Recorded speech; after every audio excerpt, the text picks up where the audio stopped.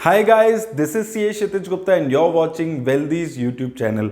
दोस्तों, जब हम लोग इन्वेस्टमेंट के बारे में सोचते हैं तो हम हमेशा ये उम्मीद करते हैं कि जो भी हम पैसा अपना इन्वेस्ट करते हैं उससे हम एक बहुत बड़ी वेल्थ क्रिएट कर पाएं। उसके लिए ज़रूरी है कि हम लॉन्ग टर्म के पर्सपेक्टिव से म्यूचुअल फंड्स में इन्वेस्ट करें।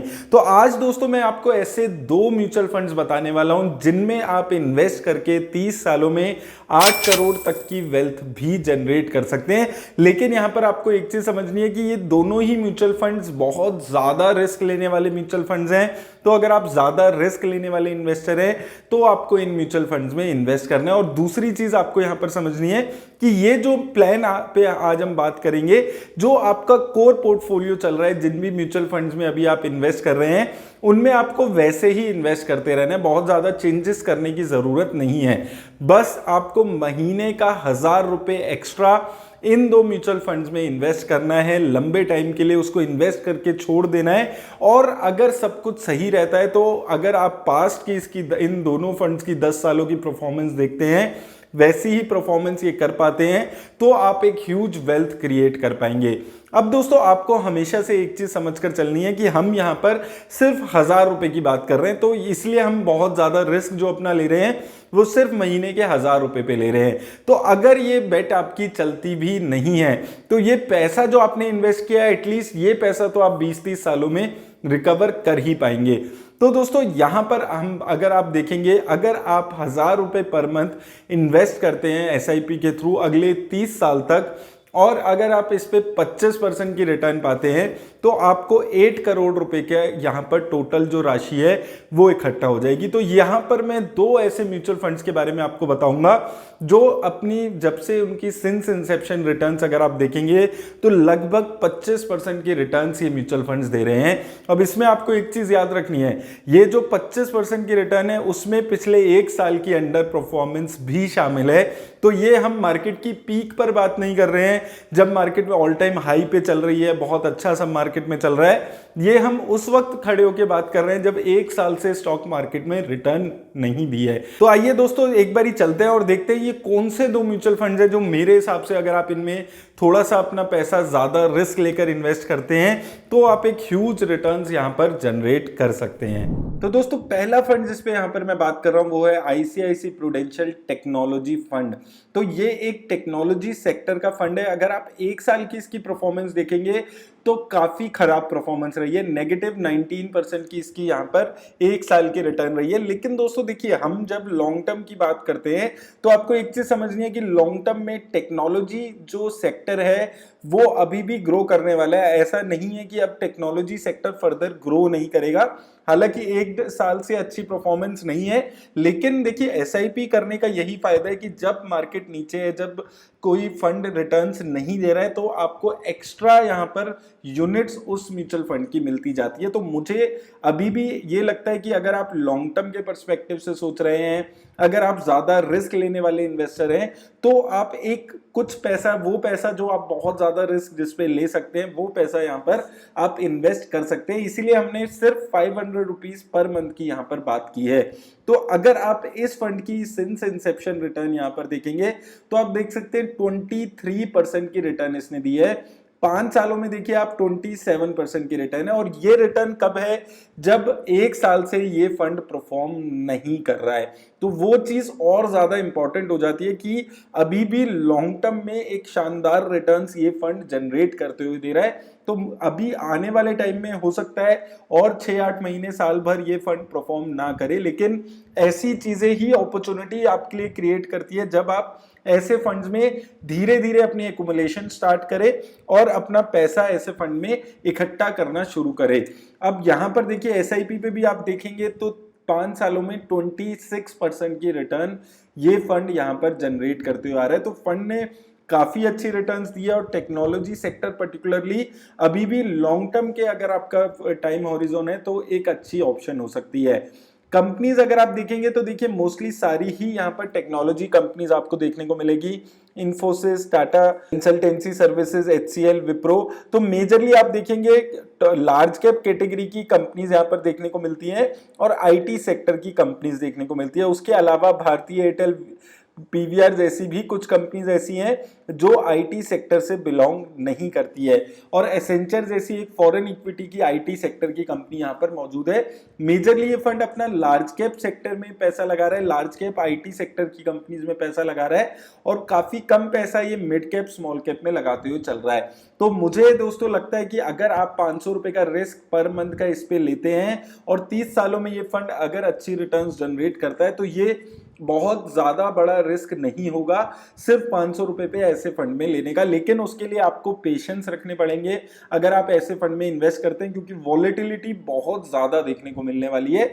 क्योंकि अगर आप देखेंगे एक साल में बहुत सारे इन्वेस्टर्स हैं जो अभी डर रहे हैं, जिनको लग रहा है कि मैंने क्या सही किया ऐसे फंड में इन्वेस्ट करके। लेकिन मुझे लगता है कि देखिए ऐसे फंड्स इतने ही वॉलेटाइल होते हैं, और जो इन्वेस्टर इस वॉलेटिलिटी को झेल कर आगे निकल पाता है वही इन्वेस्टर लॉन्ग टर्म में एक अच्छी रिटर्न्स ऐसे फंड से जनरेट कर सकता है। तो आपको ये चीज समझनी है कि क्या आप ऐसे इन्वेस्टर हैं। अगर आपको लगता है तो ऐसा फंड आपके लिए जरूर यहाँ पर इन्वेस्ट करने लायक बना हुआ है। दूसरे फंड पे दोस्तों चलते हैं। तो दूसरा एक स्मॉल कैप फंड है, एक्सिस स्मॉल कैप फंड को यहां पर मैंने चूज किया है। इसका रीजन क्या है कि ये फंड स्मॉल कैप कैटेगरी में कम रिस्क लेकर ज्यादा रिटर्न जनरेट करने की कोशिश करता है।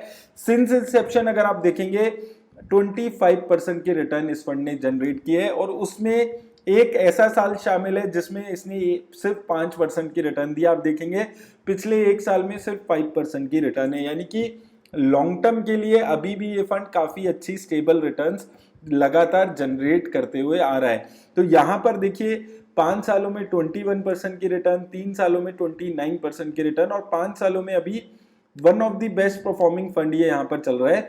और अगर आप सिंस इंसेप्शन भी देखेंगे तो काफी अच्छी परफॉर्मेंस इस फंड की भी यहाँ पर रही है। और यहाँ पर अगर आप 5 सालों की एसआईपी रिटर्न्स देखेंगे तो 27% की है। देखिए दोस्तों यहाँ पर आपको एक चीज समझनी है, मैं 1 साल, 1.5 साल, 2 साल की परफॉर्मेंस को लेकर इन फंड्स पे बात नहीं कर रहा। मैं बात कर रहा हूँ 9-10 साल की CAGR एनुअलाइज्ड रिटर्न्स जो इन फंड्स ने जनरेट करके दी है, उस पे हम लोग यहाँ पर बात कर रहे हैं। और एक लॉन्ग टर्म पिछले अगर किसी फंड ने 10 सालों में यहाँ पर इतनी अच्छी रिटर्न्स जनरेट की है तो आने वाले टाइम में भी ऐसे फंड्स आपको अच्छी वेल्थ क्रिएट करके दे सकते हैं। स्पेशली वो फंड्स जो जैसे कि एक्सेस स्मॉल कैप की बात करें तो ये अपनी कैटेगरी में कम रिस्क लेकर चलने वाले फंड्स में से एक फंड है।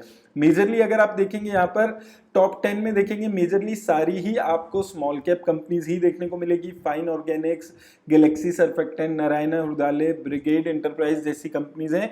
उसके अलावा बिरला सॉफ्ट, जेके लक्ष्मी सीमेंट जैसी कंपनीज भी यहाँ पर इसके पोर्टफोलियो में शामिल है। और मेजरली 58% अगर आप देखेंगे ये अपना पैसा लार्ज कैप कंपनीज में ही यहाँ पर लगाकर चलता है। टोटल 76 कंपनीज इसके पोर्टफोलियो में मौजूद है। काफी कम रिस्क लेता है, बहुत ज्यादा चेंजेस पोर्टफोलियो में नहीं करता है। आप यहाँ पर देखिए सिर्फ 10% का पोर्टफोलियो का टर्नओवर है इसका, तो बहुत ज्यादा फ्रीक्वेंटली चेंजेस नहीं करता है। कंपनीज को लोअर लेवल पे ऐड करके लॉन्ग टर्म के पर्सपेक्टिव से ऐड करके भूलने वाला ये एक फंड रहा है। तो मुझे लगता है कि एक स्टेबल रिटर्न्स यहाँ पर ये फंड भी आपको जनरेट करके दे सकते हैं। तो ये दो फंड है दोस्तों जो लगभग अपनी सिंस इंसेप्शन एक बहुत अच्छी रिटर्न्स जनरेट कर रहे हैं। सिर्फ 1000 रुपए भी अगर आप इन दोनों फंड्स में 500 रुपए करके भी लगाते हैं 30 सालों में एक अच्छी रिटर्न्स यहाँ पर आपको मिल सकती है। और अगर मान लीजिए ये हमारी जो बेट है ये चलती भी नहीं है तो आपका महीने के सिर्फ 1000 रुपए लग रहे हैं, तो बहुत ज्यादा नुकसान भी यहाँ पर आपका नहीं होता हुआ दिख रहा है। अब दोस्तों ये दोनों म्यूचुअल फंड्स हमने देख लिए हैं, सिंस इंसेप्शन बहुत तगड़ी रिटर्न्स ये दोनों ही म्यूचुअल फंड्स देते हुए आ रहे हैं। लेकिन ये दोनों ही म्यूचुअल फंड ज्यादा रिस्क लेने वाले फंड्स हैं। तो अगर आप ज्यादा रिस्क लेने को तैयार हैं अपने पोर्टफोलियो में तो ही आप इस म्यूचुअल फंड्स में इन्वेस्ट करना। और ये वीडियो किसी भी तरह की इन्वेस्टमेंट एडवाइस नहीं है। तो अगर आप इस फंड्स में अपना रिस्क देखकर इन्वेस्ट करना चाहते हैं तो ही आप ऐसे फंड्स में इन्वेस्ट करने के बारे में सोचिए।